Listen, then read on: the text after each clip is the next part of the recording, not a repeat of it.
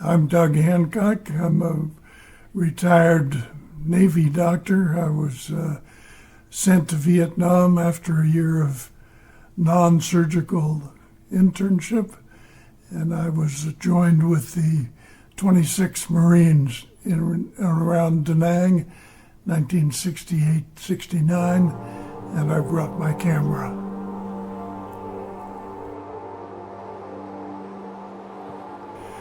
I took this picture. I didn't know there was a clinic, but it looked like one of the local children had lice in his hair and was going to be treated, I hope.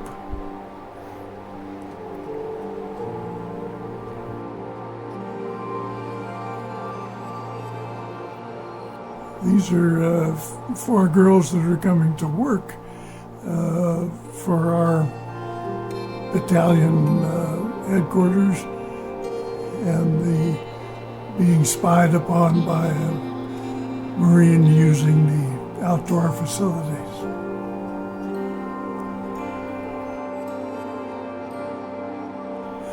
This is a bridge over the water near Da Nang. We were on our way for a swimming adventure, passing the locals coming towards us, and the youngster taking a picture of me with a make-believe camera.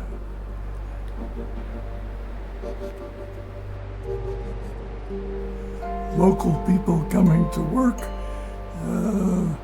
Motor scooters were everywhere, and actually some paving on this particular street was unique. This is another worker coming to work, but this time on her bicycle, not the scooter, and the street looks like it's dirt. And this is other workers coming to work, no scooter or bicycle. This is walking. I've always wondered how they figured out how to balance things on their shoulders like this. This is just more people, more girls coming to work with some relics of previous fighting in the background that may have been left over from the French. I'm not sure. These are local schoolgirls.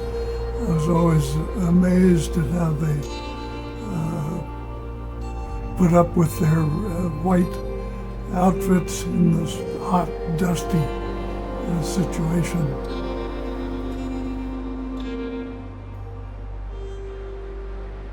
These are local kids waiting by the side of the street in their rather barbaric situations.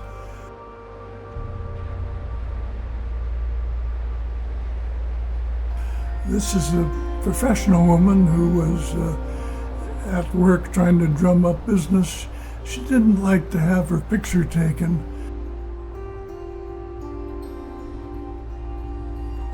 These are other professional women with plenty of parking spaces for visitors.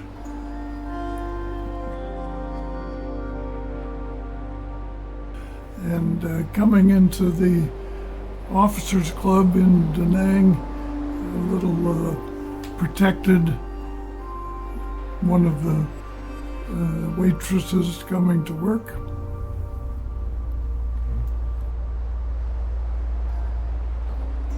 These are other natives coming into work downtown in front of some of the older French buildings, I think.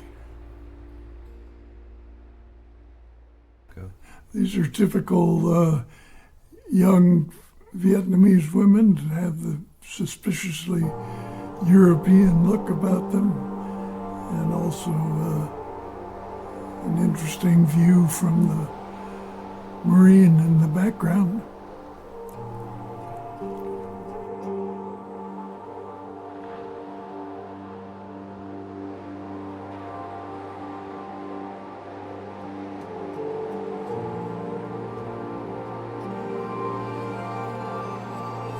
This is one of the main streets in Da Nang, right along the harbor.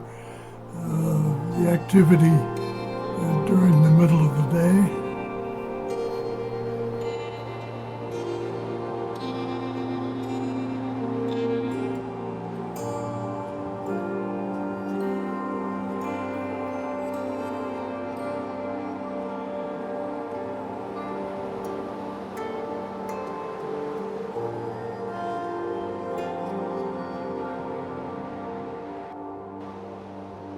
This was a practice run for the Marines to practice making a landing and going across enemy territory. We were met by the locals.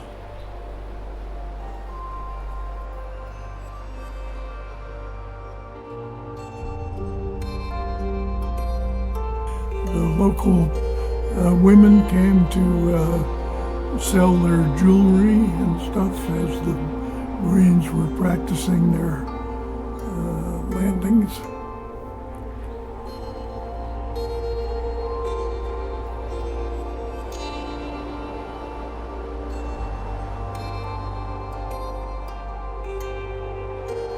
We offered a clinic in the middle of the day on the beach.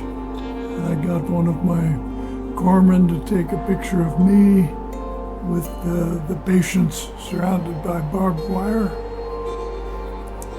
They're waiting patiently to be seen.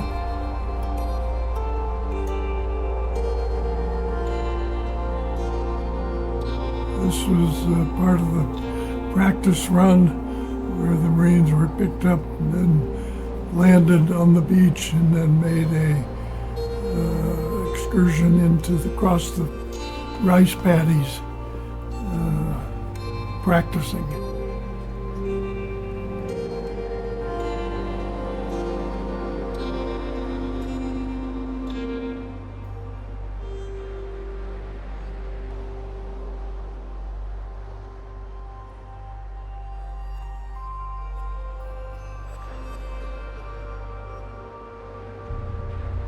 This is the bridge.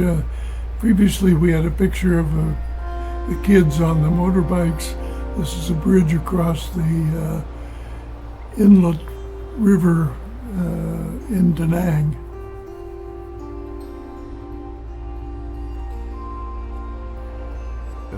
And we had an outing right near that bridge for a little swim for the troops. These are four of the corpsmen that were with me. We had a little camp in the active duty area. We were right near the beach. These are the troops, the other doc and the dentist and the Marine. We're heading back to the ship after commandeering a helicopter to take us. We were late. This is the reconnaissance guy who would go out and explore where to send the troops. He was pretty serious. You didn't want to mess with him. He was well equipped for all sorts of things. And he was I think impressed by the locals who were checking him out. In Da Nang we had an outing one of the days for the medical people on the beach, including barbecued steaks. These are the troops waiting to get on the helicopter to go to the practice invasion. Gets a little crowded on the helicopter, as you can see.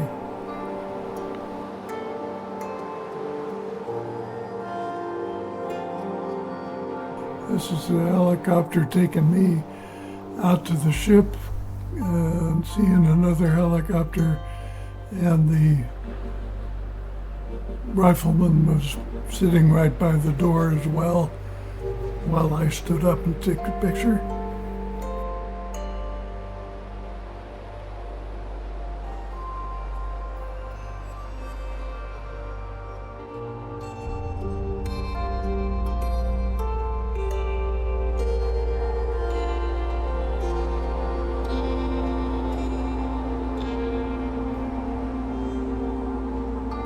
This is the Marine gunman protecting the rest of us from the window of the helicopter. This is looking out the other window, the open back end of the helicopter. You have to sit tight in the helicopter, otherwise you can fall out. On the ship, the helicopters were kept on the flight deck under the care of the teenage mechanic in the foreground there. These are old-fashioned helicopters for the Marine Corps. Out on the ship duty time when I had no job, one day we made a meeting with 3 other ships to pass things back and forth. It was an interesting naval maneuver. We lined up and passed things back and forth, and when things were done, then our ship pulled away, made a right turn.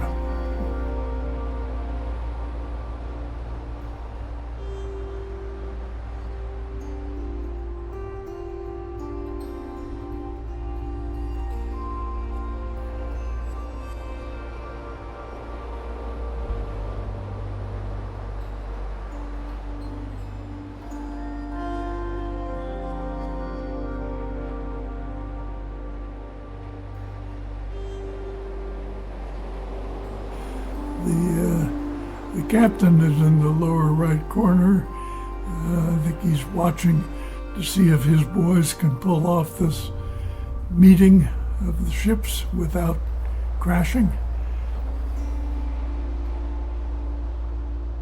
Our ship was one of the lead ships. We had 2 amphibious tractors like this that would fit inside the ship. This was a practice run.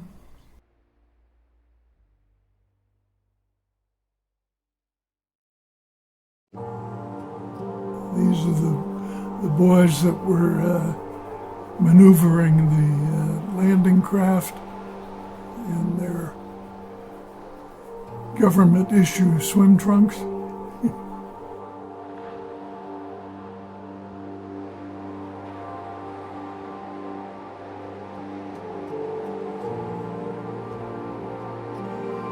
At our beach headquarters one day, there was a lot of activity. I wandered down and saw these prisoners brought in with their red dye on them. I was asked to take a look at the wounds on one of these fellows. They could untie his arms and I could look underneath, but I said, no, I somehow am tied down by the Geneva Convention and I don't treat the enemy. And one of the Marines also said, oh, if you untie his arm and raise it, you'll just immediately bleed to death. So a picture was enough for me. So we're here with Doug Hancock, and we wanted to talk about some things that came up, mainly because we got some comments on the last 2 videos about your duty in Vietnam seeming pretty not too rough. And but I think there's some reasoning behind that, isn't there, Doug? We were sent into active landings and And it was really ludicrous that I was considered the doctor for 4 companies of Marines out fighting the enemy. I had had 1 year of internal medicine internship. I had no surgical experience. I had no equipment that I knew of. And I was told by my staff not to worry, that anybody injured would be picked up and flown out to the ships where there were real doctors and surgeons and hospital-like situations. So my presence there was really unnecessary and somewhat dangerous for me, although I took that in stride. But I was more concerned about my inability to render any real medical help to any of the troops. So basically, you were filling an empty slot, and they didn't train you properly. That's right. I was taken after a year of internship. I had no surgical experience. I had spent 3 months, I think, in the emergency room at my hospital as a thinking doctor, not a doing doctor. And so my role in Vietnam was completely labeled wrong. I think my predecessor actually had some surgical experience, and he was at Quezon, which had significant medical surgical problems, long-standing invasions, but I was absolutely no replacement for him. No trauma training, no nothing. No. So kind of a classic example of government waste in a way. Yes. And put the soldiers in danger too. Yes, I was. Not to say you're a bad doctor, but to say you weren't trained for that. Right. I wasn't trained for it. When I was in Da Nang, my gunnery sergeant said, "Oh, don't worry about it, Doc. If anybody's hurt or injured, they'll be picked up and flown to the main hospital in Da Nang, where they have the appropriate specialists and surgical abilities and things." So that I was really an unnecessary fixture. But so it really came down to it. When your year of active duty in Vietnam was finished, you were equally, although not combat hardened, you were equally grateful to leave. Yes, I was happy to leave, although I'd spent the first 7 months on Okinawa practicing doing nothing. And when I was in Vietnam, I did get to somehow inject a little humor into my existence with the small bottles of brandy I ordered, delivered to the active front, etc. Some of the pictures you showed were the corpsmen, the young men who you bivouacked with. You all seem to be getting along really great. And they saw a lot of active duty. The corpsmen that were with me had already been out with the active troops, and they survived, so they then got to spend time in sort of the headquarters area.